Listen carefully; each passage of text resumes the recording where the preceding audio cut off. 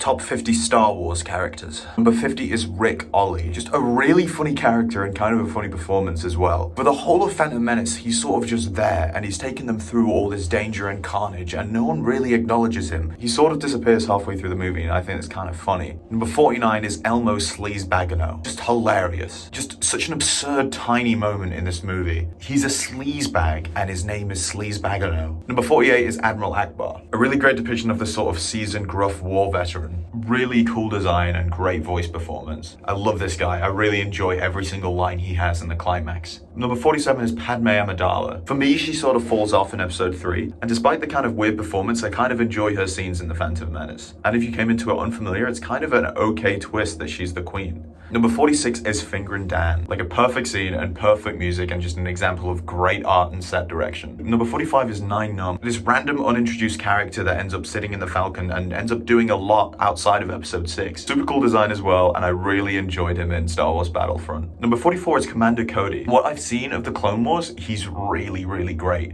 And personally, I'm just not a big fan of the clones, but his portrayal in episode 2 and 3 ends up giving him this kind of really interesting mini arc, kind of interesting mini journey in the background of the movie. Number 43 is Maz Kanata. Just a perfect performance. A really suitable, wise kind of Yoda character. Her section of the movie is really, really great. Number 42 is Ki-Adi-Mundi. I really liked him when I was younger because I thought his design was funny, but that one scene in Order 66 is like a really perfect little vignette in the middle of the movie. I don't really know why, but this character that we don't really know very much in the context of this movie gets this really heartbreaking and like effective scene. Number 41 is Director Krennic, a criminally underrated villain. Super strong motivations other than being evil in the fact that he goes against his own side for his own personal greatness. Number 40 is Jocasta Nu. Just really crazy and kind of interesting that she's this Jedi librarian. She shows up in the movie and she's just this lovely old woman sort of just doing her job. Number 39 is Boba Fett, mostly for design reasons, but his presence in episode 5 is kind of a great trailer for episode 6, which is why he's such a cool mystery. He's like a lead-in to this unseen Jabba the Hutt figure, and his little head nod moment is great, and despite never seeing his face in these movies, he's just got a lot of personality in that one bit. Number 38 is Rey, just Rey. Daisy Ridley brings a lot of personality to this character that very easily could have been a blank slate, and in 7 and 8, she's got a great arc alone. The scene with her in the cave I really like. It's a shame she gets pushed higher on this list because of her presence in episode 9. Number 37 is Mace Windu. Just crazy that Samuel L. Jackson is playing this character. And in that final confrontation in episode 3, we get a lot of like fire and fury that should have really been developed upon. Or maybe it has, I haven't seen everything Star Wars. Number 36 is Lobot. Cloud City, for me, is my favorite setting and my favorite arc of the whole series. And Lobot's presence in Cloud City is really, really in place. It makes Cloud City, for me, even more interesting and contributes to this level of uncertainty. Number 35 is Jyn Erso, a really extremely underrated protagonist. Unwillingly thrust into this fight and has a great arc with her faith. Number 34 is Owen Lars, a really believable and nice uncle figure who cares for his nephew in a really grounded and believable way. And I enjoy that he's kind of like the Beacon trilogy jumpstart for the whole next 3 movies. Number 33 is Saw Gerrera. I'm probably clearly showing that I think Rogue One completely nailed it with the characters. Awesome design and performance is great belief and a good representation of like a level of extremism in Rebellion. Number 32 is Wicket. Undoubtedly one of my favorite characters when I was younger. And like this kind of cool, kind of silly representation of an indigenous species fighting back out of absolute necessity. Number 31 is Cassian Andor. I haven't seen Andor, but his character in Rogue One is interesting enough for me. The sniper scene alone adds a crazy amount of depth to this character with a really understandable fire. Number 30 is the Emperor.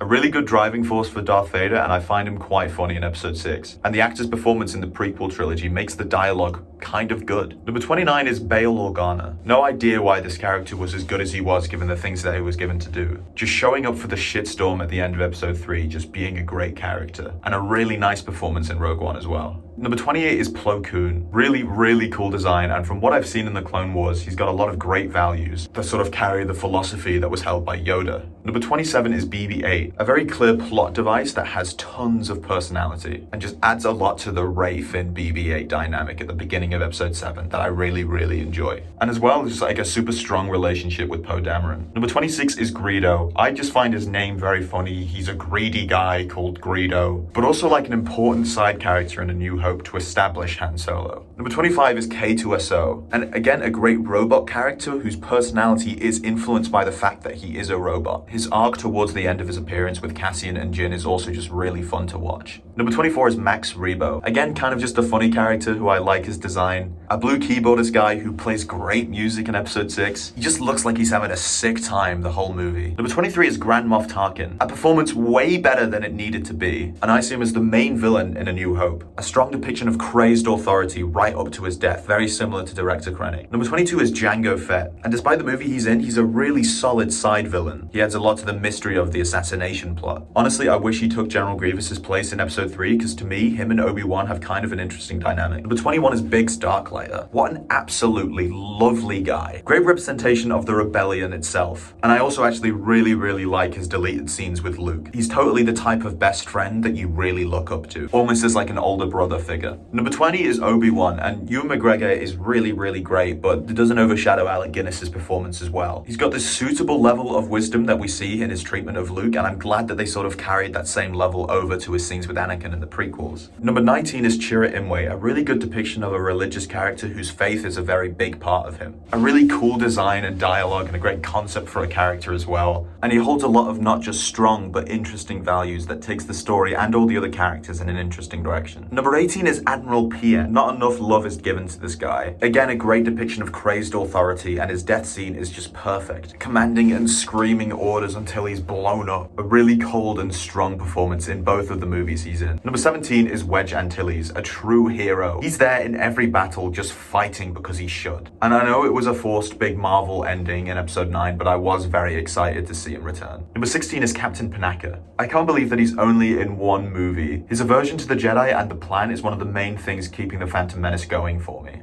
And then he's forgotten about. I like that he's also just done with everything, but still quite a loyal companion. Number 15 is Kit Fisto. I really liked him a lot when I was a kid. He was probably one of my favorite characters. Funny guy and great to play him in the games. His episodes in the Clone Wars are terrible, and I love them. Number 14 is Lando Calrissian, which is probably the coolest name in any of the Star Wars movies, but also he's got a really charming and great performance in episode 5. A good portrayal of the loyal best friend betrayal character, and in the same movie, a good portrayal of the redemption. And he's just super fun to be around in episode 6. Number 13 and 12, I've listed them together, is R2-D2 and C-3PO. They carry the beginning of the first movie. They're super lovable and still funny to me. They're the genesis of the plot and the comic relief, which I really like. They're in all the films and they're always great. I'm a big fan of the two characters that are just along for the ride idea. It's like the Rosencrantz and the Guildenstern characters in Shakespeare. They add a lot to the story. I'm editing now and I realized I forgot to say number 11. Number 11 is Finn. Such a huge letdown for his character because he was so great in episode 7. The way he was handled in episode 8 and 9 was any different,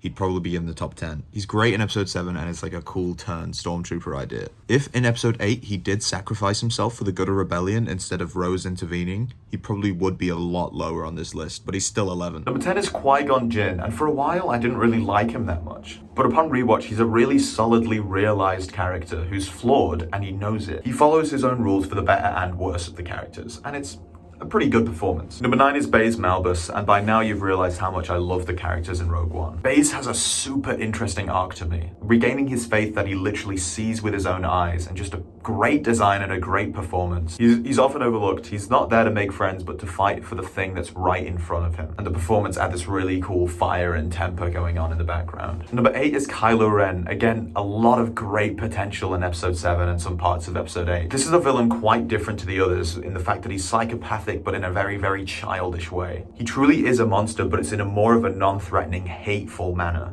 This guy literally killed his dad and writes it off for 2 movies just to fight the thing that's in front of him, distracting himself at every turn. Every scene with him, even in episode 9, is pretty great. He's got a great dynamic that disrupts every other character, and his involvement in the sort of Rey, Snoke, Luke dynamic is really interesting for me, and he's the center of that. Adam Driver's performance as well is one of the best in the whole series. He's one of my favorite actors for sure. Number 7 is Princess Leia. It's hard to understate how much of this character was brought by Carrie Fisher's performance. She takes the character in a really interesting and nuanced direction. This is meant to be the princess, yet she's much more of a strategist warrior. She's like a leader general type figure, which is great to see in episode 7. And I think she brought a lot to the world of characters like her in general. You see a lot of traits exhibited by Princess Leia appear in many other characters. Number 6 is Chewbacca, who just has a perfect design. It's hard to imagine there was a time where Chewbacca didn't exist and this was just thought up by a person. The loyal side co-pilot dog character. He's got this sort of fierce betrayal of care to all the other characters involved. Some of the most poignant and best moments of the later episodes are carried by Chewie. He means a lot to me as well because in my younger years I took a lot of him as my identity. Number 5 is Darth Vader. Not the biggest fan of Hayden Christensen's Anakin character, but upon rewatch you can see that there's still a lot of interest there. In the prequels sometimes he felt more like an outline of a character, but in Darth Vader he's like fully fledged in the original trilogy. There's this great iconicism of the breathing, constant reminder of his damaged and war-torn. The redemption arc is something that you see a lot now, but it's done amazingly in episode 6. His death scene for me is one of the most undeniable, greatest scenes in the whole series. And James Earl Jones's performance is like enough said. Darth Vader is just incredible. Number 4 is Han Solo. Again, similar to Leia, Han Solo's character is very interesting on paper, but a lot of that is brought forward by Harrison Ford's performance. It's very cheesy, but it makes this sort of pirate smuggler character really pop. Seeing him go from a character with seemingly no values to what we see in episode 6 as this sort of like leader character is really, really great. Such a recognizable character as well. I believe him in every way. Number 3 is Luke Skywalker, just such a strong likability. He's a legit farm boy who goes to being the greatest warrior in the galaxy. And no matter how much he changes, looking at Mark Hamill's performance in episode 4 and then his performance in episode 6, that's really different. Yet you can see this sort of farm boy beginning in every single line. He never stops being Luke Skywalker, the everyman. From the moment his house is burned down in episode 4 to his death in episode 8, everything just feels right and his themes are just super interesting. He's such a relatable and grounded character, but at the same time, very out of this world. There's a lot of variety in this character. Number 2 is Yoda. In the prequels, he kind of borders on being completely nothing to me, but his scenes in Dagobah are just incredible. He brings almost all of the philosophy that we see in every Star Wars film. Perfect design, great filmmaking, the puppetry is amazing.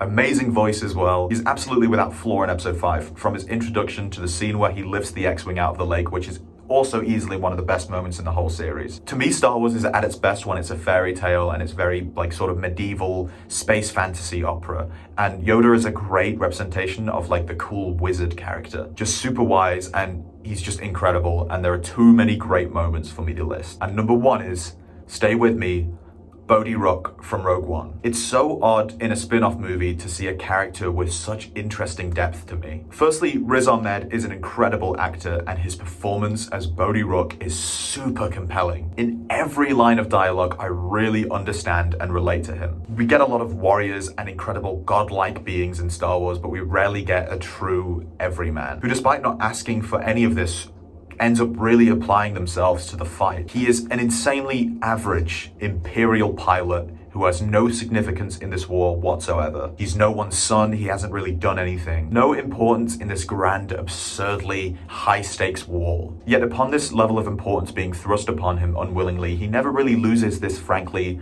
sort of wimpy vibe. He's not strongly talented or important, yet he's there and he's himself. He's right there this whole movie carrying really important moments, yet we get to see him find his drive and motivation in a really cool way. He's not a Jedi, he's not a marksman, he's not a hero. He's just the nearest pilot. And it may seem like I'm talking him down, but this is all completely relevant. There's a midpoint in the movie where he finds his drive and he finds his footing, and it's super, super cool. The sense of urgency arrives, and again, Riz Ahmed's performance is great at depicting that. He's still wimpy, yet he becomes strong. It's a really believable character journey. And later, when he's on the literal front line of the war, he commits this act, this galaxy-saving, important act, through just knowing that he has to. He broadcasts the important message to the rebellion, and he has found his place, and he sees himself as having a part in this war.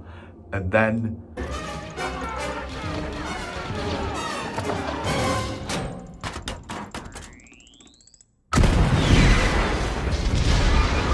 it's incredible, it's tragic, and it's perfect. That look is just amazing. It's perfect character writing and it's a perfect performance. It's sort of unconnected to anything else, but it carries so much weight. For me, he's the best parts of characters like Luke, Han, or Finn rolled into one. His whole part in this series is completely unflawed and perfect. And I hope we never see him again, because that's something that shouldn't ever be tarnished. And that is my ranking for the top 50 Star Wars characters. You're free to list any of your own favorite characters or anything you disagree with in the comments. Have fun and be nice.